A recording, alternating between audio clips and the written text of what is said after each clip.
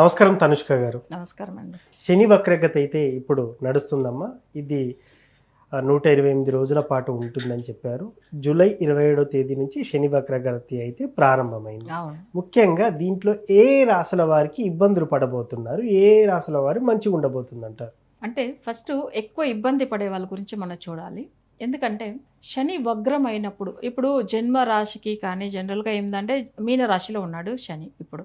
But అయితే కానీ అక్కడ వగ్రమై ఉన్నప్పుడు ఏమవుతుందంటే, అసలు నార్మల్గానే శని రాశిలో ఉన్నప్పుడు కష్టాలు ఇస్తాడు. వగ్రమై ఉన్నప్పుడు కొన్ని సమస్యలు తక్కువ చేస్తాడు. కానీ కుంభరాశి వాళ్ళకి చాలా వరకు ఏమవుతుందంటే ఆరోగ్య సమస్యలు, ఆర్థిక ఇబ్బందులు ఇస్తున్నాడు.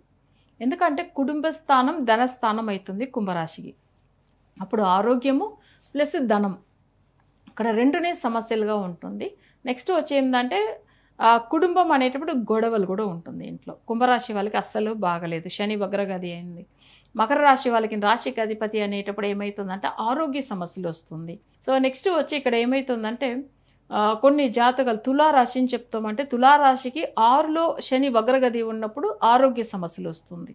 ఆరోగ్య సమస్యలు, అసలు నిద్ర సరిగా రాకుండా పోవడము, మనశ్శాంతి లేకుండా పోవడం.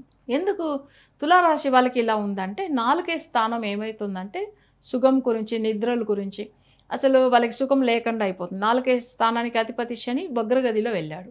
5వ స్థానం మనశ్శాంతి, పిల్లల గురించి అనమాట. అప్పుడు ఏమవుతుందంటే పిల్లలు బాధపడతారు, పిల్లల వల్లని వీళ్ళు బాధపడతారు తులారాశి వాళ్ళు.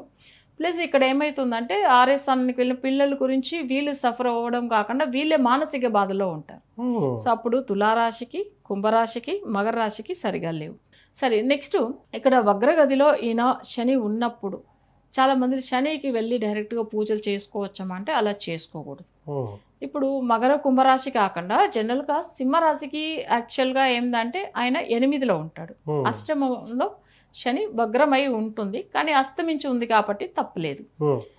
సో కొన్ని రాశులకు ఏమవుతుందంటే ఇప్పుడు రిషభంలో ఉన్న రిషభ రాశికి 11వ స్థానంలో శని ఉన్నాడు. దానివల్ల పెద్ద దోషం అయితే లేదు, యావరేజ్గా ఉంటుంది. ఇక్కడ వృశ్చిక రాశి వాళ్ళకి మనశ్శాంతి ఉంటుంది. ఎప్పుడు ఈ శని వగ్రగతికి వెళ్ళాడో అప్పట్లోంచి సంచలంగా ఉంటుంది వాళ్ళకి. అది ఎందుకు అట్లానంటే ఏ పనులైనా కానీ అన్నీనే ఫెయిల్యూర్ అవుతుంది, అసలు ఏదో ఒక సమస్య జరుగుతూ ఉంది, మనకెందుకు ఇలా జరుగుతుంది అని వృశ్చిక రాశి వాళ్ళు చాలా బాధపడుతూ ఉంటారు. సో అక్కడ ఏమవుతుందంటే వాళ్ళకి కూడా పనులు ఫెయిల్యూర్ అవ్వడము ప్లస్ సుఖం లేకుండా పోవడం, మానసికంగా బాధపడతారు.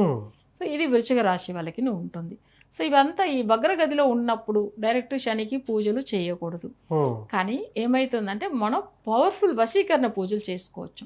అలా చేయడం వల్ల ఈ రాశిలో ఉండేవాళ్ళు ఆరోగ్య సమస్యలైనా, తర్వాత ఆర్థిక ఇబ్బందులైనా, నెక్స్ట్ వచ్చి ఇంట్లో గొడవల గురించి, మానసిక బాధల గురించి ఇవన్నిటికీ ఖచ్చితమైన పరిష్కారం అసలు చేయవచ్చు. సో ఇవన్నీ కొంచెం చూసుకొని, శని వచ్చి ఎట్లా అంటే ఈ డిసెంబర్ మంత్ వరకు వగ్రగతిలో వెళ్తారు. కొన్ని నెలలే ఉంది అని అనుకోవచ్చు, మా కొన్ని నెలలు గడవడం కూడా చాలా అంటే భయపడుతూ ఉంటారు, బాధపడుతూ ఉంటారు. దాంట్లోంచి బయటపడే మార్గం కూడా చూసుకోవాలి. వీరికి పరిహారంగా ఏదైనా చెప్తారా? ఇప్పుడు పరిహారం అంటే వాళ్ళ జాతక రీతిగా చేసుకోవడం మంచిది, అంతే, డైరెక్ట్ కాకుండా. ఎందుకు అట్లానంటే అసలు శని వగ్రగతిలో ఉన్నప్పుడు డైరెక్ట్గా శనికి వెళ్ళి పూజలు చేయకూడదు.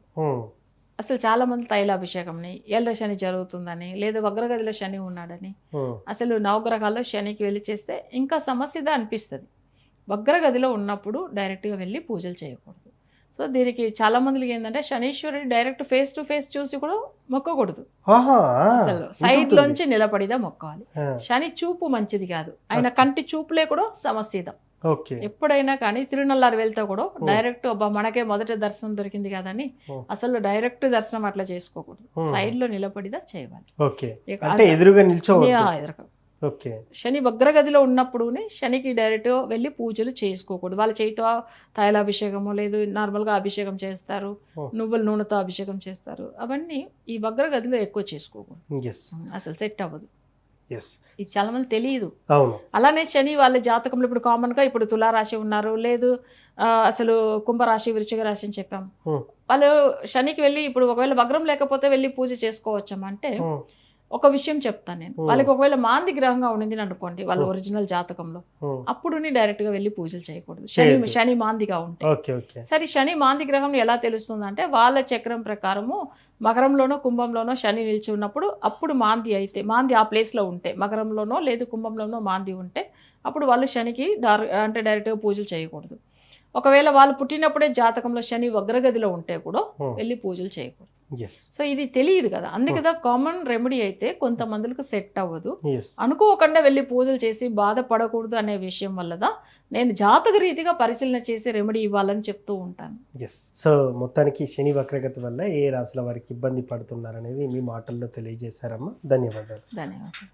ముఖ్యంగా తనుష్క గారిని వ్యక్తిగతంగా కలవాలనుకున్నా లేదా ఆన్లైన్ అపాయింట్మెంట్లో మాట్లాడాలనుకున్నా కూడా ఇక్కడ డిస్ప్లే అవుతున్న నెంబర్కి అయితే కాల్ చేయొచ్చు. మార్నింగ్ అవర్స్లో మేడం పూజా కార్యక్రమంలో ఉంటారు.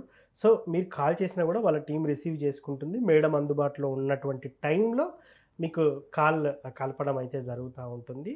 సో అందరిది బిజీ షెడ్యూలే, మనమే వ్యక్తిగతంగా చాలా బిజీగా ఉంటాం. సో పూజలు ఎంతోమంది క్లయింట్స్ ఉంటారు, వాళ్ళందరికీ పూజలు చేయించడంలో మేడం బిజీగా ఉన్నప్పటికీ మీరు మేడంతో మాట్లాడాలనుకుంటే ఇక్కడ కనిపిస్తున్నటువంటి నెంబర్కి కాల్ చేయండి. ఎక్కడున్నా, భారతదేశమే కాదు ప్రపంచ దేశాల్లో ఎక్కడున్నా కూడా మేడం మీతో మాట్లాడతారు. మీకు సంబంధించినటువంటి డౌట్లన్నీ క్లియర్ చేస్తారు. మీ సమస్యకు సరైన పరిష్కారం చెప్తారు. సో పూర్తి వివరాల కోసం ఇక్కడ కనిపిస్తున్నటువంటి ఈ 2 నెంబర్లకు మాత్రమే సంప్రదించవచ్చు తనుష్క గారిని. ధన్యవాదాలు.